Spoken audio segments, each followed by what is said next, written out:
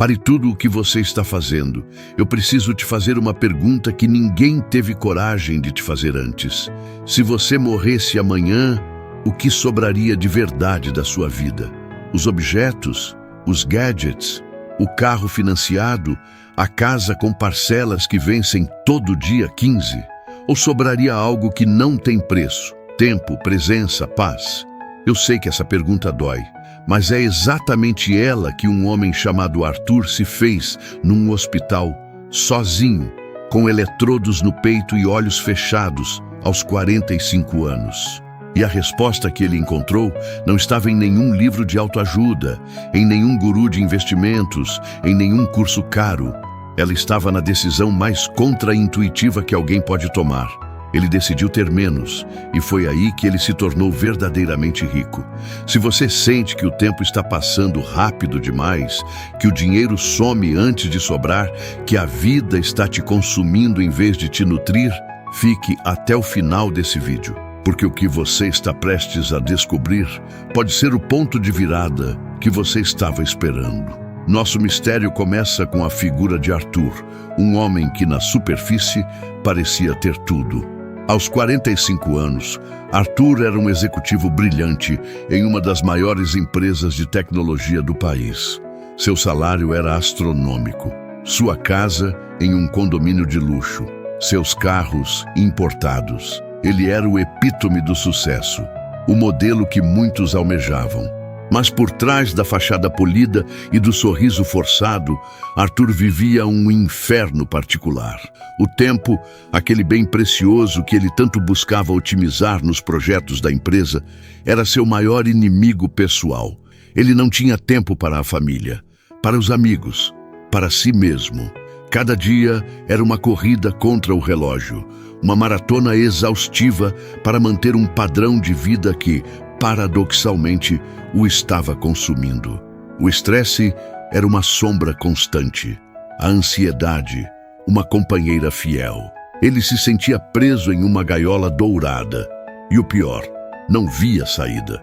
Ele tinha uma coleção de relógios caríssimos, mas nunca tinha tempo para simplesmente observar o tempo passar.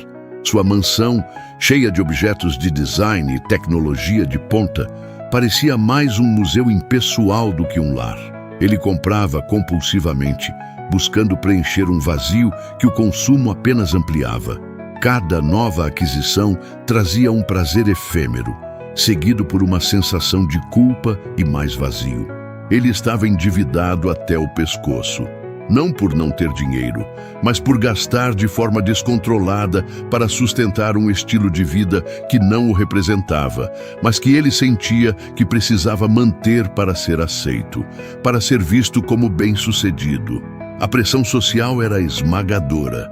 Seus amigos, todos em posições similares, competiam silenciosamente por quem tinha o carro mais novo, a viagem mais exótica, a última ostentação. Arthur estava preso em um ciclo vicioso de ganho e gasto, um escravo do próprio sucesso. A virada na vida de Arthur não foi um evento grandioso, foi uma série de pequenos choques que juntos formaram um terremoto. O primeiro foi um ataque de pânico no meio de uma reunião importante. Seu coração disparou. A respiração falhou, o mundo girou. Ele foi levado às pressas para o hospital, onde os médicos o alertaram. A menos que ele mudasse radicalmente seu estilo de vida, as consequências seriam irreversíveis. Aquele dia, 17 de julho de 2018, marcou o início de uma nova contagem para Arthur. Pouco tempo depois, sua esposa Clara, uma mulher paciente e compreensiva, mas que também estava exausta de ser a única a cuidar da casa e dos filhos, sentou com ele. Com lágrimas nos olhos, ela disse que não aguentava mais. A família estava se desintegrando. E Arthur, o pilar financeiro, era o principal ausente. Aquele foi o segundo choque, e o mais doloroso. Ele percebeu que estava perdendo o que realmente importava. Tudo em nome de uma ilusão de sucesso. Mas foi o terceiro choque que selou tudo. Numa tarde de domingo, Arthur tentou se lembrar da última vez que havia realmente brincado com seus filhos. Não estava presente fisicamente, brincado de verdade. Se lembrou que a filha mais velha, Sandra, tinha apresentado um trabalho escolar 2 meses antes e ele havia perdido, mandado uma mensagem: "Manda foto", um emoji de coração. E nunca mais falou no assunto.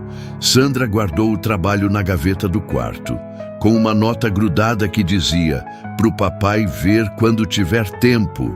Arthur nunca tinha visto. Aquela noite, sozinho no escritório de casa, cercado por troféus, diplomas e coisas que nunca usava, Arthur fez uma lista, não de metas, não de projetos. Ele listou tudo o que havia perdido enquanto corria para ter mais. E a lista era longa, dolorosamente longa. Foi naquela noite que ele tomou a decisão que mudaria tudo. Arthur pediu demissão. O choque no seu círculo social foi imenso. Amigos o chamaram de louco. Colegas de trabalho o invejaram em segredo, mas publicamente o criticaram. Como você vai sustentar sua família? Você está jogando sua carreira fora. Isso é crise dos 40. Vai passar. Arthur, pela primeira vez em anos, sentiu uma paz profunda. Ele sabia que estava no caminho certo. Mas atenção, e isso é o que a maioria das pessoas erra ao ouvir essa história: Arthur não destruiu sua vida. Ele a reorganizou do zero. Ele não jogou sua carreira fora, ele a transformou. Com o tempo livre que agora tinha, Arthur começou a explorar seus verdadeiros interesses. Sempre apaixonado por tecnologia, mas de uma forma mais criativa, menos corporativa, ele começou a desenvolver pequenos aplicativos, a trabalhar como consultor para startups, a dar palestras sobre produtividade e bem-estar no trabalho. O mais fascinante, ao se desapegar do excesso, Arthur descobriu que não precisava de tanto dinheiro quanto pensava. Seus gastos despencaram. Ele não precisava mais ostentar, não precisava mais competir. A casa de luxo foi vendida. A família se mudou para uma casa menor, mais aconchegante, em um bairro tranquilo. Os carros importados foram substituídos por um carro prático e econômico. A vida de Arthur tornou-se mais simples, mais intencional. Ele tinha tempo para cozinhar com Clara, para levar os filhos à escola, para ler um livro sem culpa, para simplesmente estar presente. E a primeira coisa que fez na manhã seguinte à demissão, abriu a gaveta do quarto de Sandra e finalmente viu o trabalho escolar. A jornada de Arthur revelou algo que vai além de uma história pessoal. Ela expõe um sistema, uma filosofia prática que qualquer pessoa pode aplicar, independentemente de onde está agora. Eu chamo de os 5 pilares do milionário minimalista. E eles não estão em nenhum best-seller de autoajuda, porque a verdade, quando é simples, incomoda quem vende complexidade. Vamos a eles. Pilar 1. Custo de vida enxuto é poder real. A maioria das pessoas acredita que riqueza é ter muito dinheiro entrando. Mas a verdade matemática é diferente. Riqueza é a diferença entre o que entra e o que sai. Arthur ganhou isso na prática. Quando sua renda caiu, temporariamente, após a demissão, ele não entrou em colapso. Por quê? Porque seus gastos também haviam caído drasticamente. Ele havia eliminado o supérfluo. Um estudo da Universidade de Princeton mostrou que, acima de um certo patamar de renda, em torno de $75 mil anuais no ZEUA, mais dinheiro não aumenta a felicidade diária de forma significativa. O que aumenta é o controle percebido sobre o próprio tempo e as próprias escolhas. Menos gastos fixos igual a mais liberdade de escolha. Essa é a equação que os milionários minimalistas entendem e que os consumidores compulsivos ignoram. Pilar 2. Ativos, não objetos. Arthur parou de comprar coisas e começou a comprar liberdade.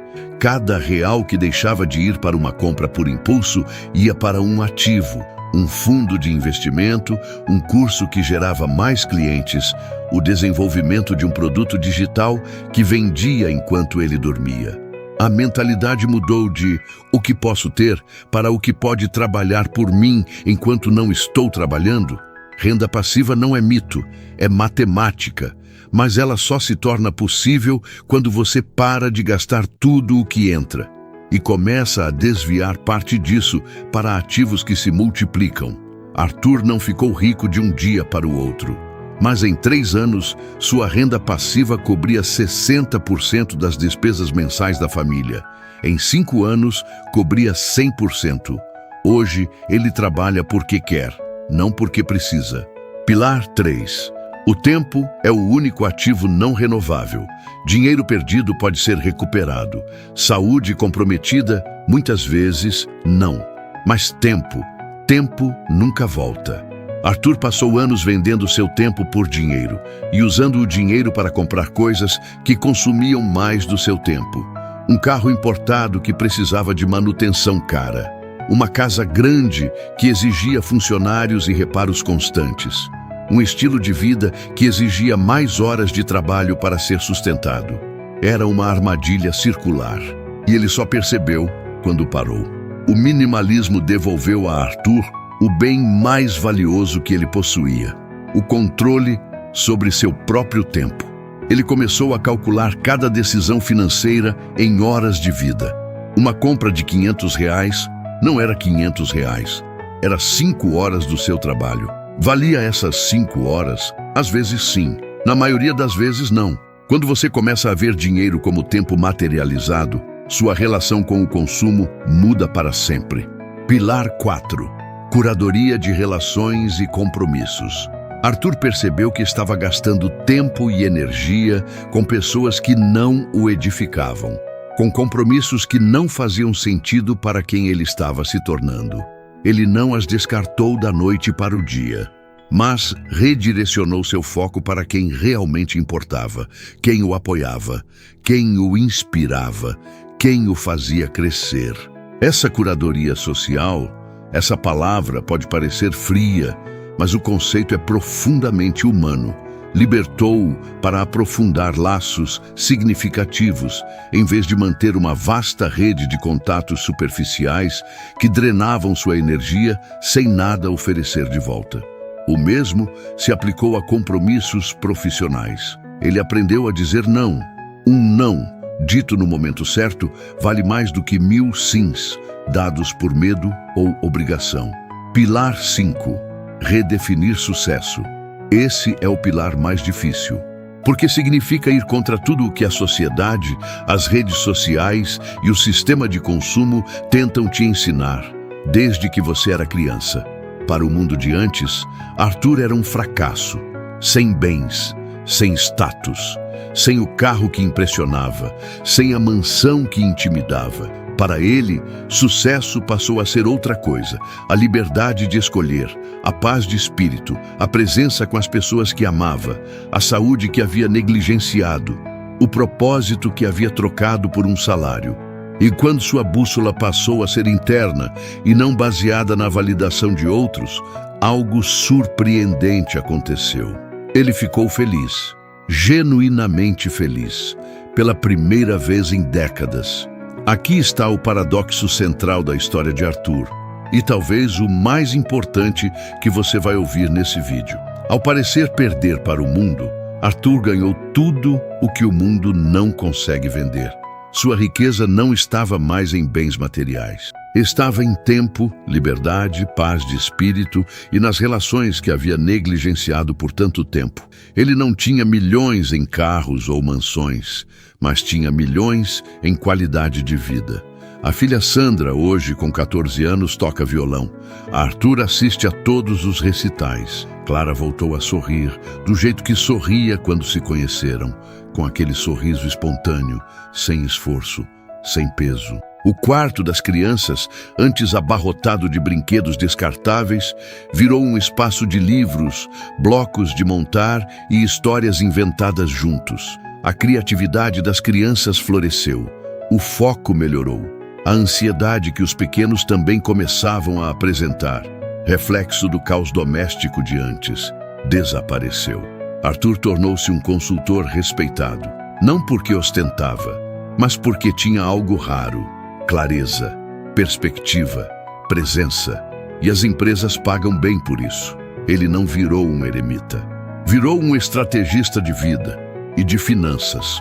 Sua renda mensal hoje é menor do que quando era executivo, mas suas despesas são 3 vezes menores. Seu patrimônio líquido cresceu mais nos últimos 5 anos do que nos 15 anteriores, porque parou de sangrar.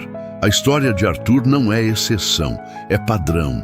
Só que um padrão que a indústria do consumo prefere que você nunca conheça. Dados do Banco Mundial mostram que o Brasil é um dos países com maior taxa de endividamento familiar do mundo. Em 2024, mais de 78% das famílias brasileiras tinham algum tipo de dívida ativa. Desse total, mais da metade comprometia mais de 30% da renda com pagamento de juros. Não com a dívida em si, apenas com os juros. Pensa nisso. Milhões de pessoas trabalhando meses inteiros do ano apenas para pagar o custo de ter comprado coisas que provavelmente já jogaram fora. Uma pesquisa da CNDL, Confederação Nacional de Dirigentes Lojistas, revelou que 43% das compras parceladas no Brasil são feitas por impulso, sem planejamento, sob pressão emocional ou social. Você não compra porque precisa, você compra porque sente. E sentir é o que as marcas aprenderam a explorar com precisão cirúrgica. A indústria da publicidade movimenta trilhões de dólares ao ano para criar em você um estado permanente de insatisfação com o que tem. Porque uma pessoa satisfeita não compra, ela não gera lucro. Ela é inútil para o sistema de consumo. O minimalismo, nesse contexto, não é apenas uma filosofia de vida, é um ato de resistência. É recusar o papel que o sistema quer que você jogue. O de consumidor perpétuo, sempre endividado, sempre ansioso, sempre correndo atrás de algo que o próximo produto vai supostamente te dar. Arthur percebeu isso e decidiu sair do jogo. Não para viver na pobreza, mas para viver com propósito. A diferença entre os dois é tudo. A história de Arthur não é um conto de fadas, é um testemunho real da capacidade humana de transformação. Ele nos mostra que a pressão financeira, o sentimento de que o tempo está passando rápido demais, a frustração com a rotina, tudo isso pode ser superado, mas ele não esperou. Ele não esperou a crise passar, não esperou o momento perfeito, não esperou ter mais tempo, mais dinheiro, mais coragem. Ele agiu com o que tinha, de onde estava. E você pode fazer o mesmo, agora, hoje. Não precisa pedir demissão amanhã, não precisa vender a casa, não precisa rasgar os cartões de crédito. Comece com o menor passo possível. Abra sua fatura de cartão de crédito, agora, não depois, e risque 3 gastos do último mês que, se você for completamente honesto consigo mesmo, não trouxeram nenhum valor real para a sua vida, nenhuma alegria duradoura, nenhuma memória, nenhum crescimento. 3 gastos, só isso. Depois, olhe para esse dinheiro. Não como dinheiro que já foi, mas como dinheiro que poderia ter ido para você, para um investimento, para uma experiência real com quem você ama, para um curso que poderia abrir uma nova porta. Essa clareza que você vai sentir, isso é o início. Cada pequena decisão conta. Cada não dado ao supérfluo é um sim dado à liberdade.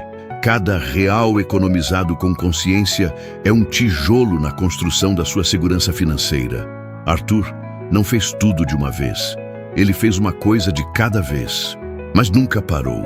E é exatamente isso que separa os que mudam dos que ficam. Não a grandiosidade do primeiro passo, mas a consistência dos seguintes. O tempo não para. Ele escorreu pelos dedos de Arthur por anos antes de ele perceber. E ele quase perdeu o que mais amava no processo. Você não precisa chegar ao hospital. Você não precisa ouvir de Clara, ou de quem for sua Clara, que não aguenta mais. Você não precisa esperar a vida explodir para começar a reconstruí-la. A oportunidade está aqui, agora. Nesse exato momento em que você está assistindo a esse vídeo, se essa história tocou algo em você, se você se viu em Arthur em algum momento, não deixe esse sentimento ir embora sem agir. Deixe um comentário abaixo. Conta para mim, qual é o maior obstáculo financeiro que você enfrenta hoje? Sua história importa, e ela pode ajudar outras pessoas que estão passando pelo mesmo. Compartilhe esse vídeo com alguém que precisa ouvir isso. Porque às vezes a informação certa chega na hora certa e muda uma vida. E se você quer continuar essa jornada, se quer descobrir mais segredos que os milionários minimalistas conhecem e que ninguém está te contando, inscreva-se no canal, ative o sino, porque o próximo vídeo pode ser exatamente o que estava faltando na sua virada. O segredo do milionário minimalista não é ter menos, é ser mais, com menos. E essa escolha, essa decisão de recomeçar, está nas suas mãos agora.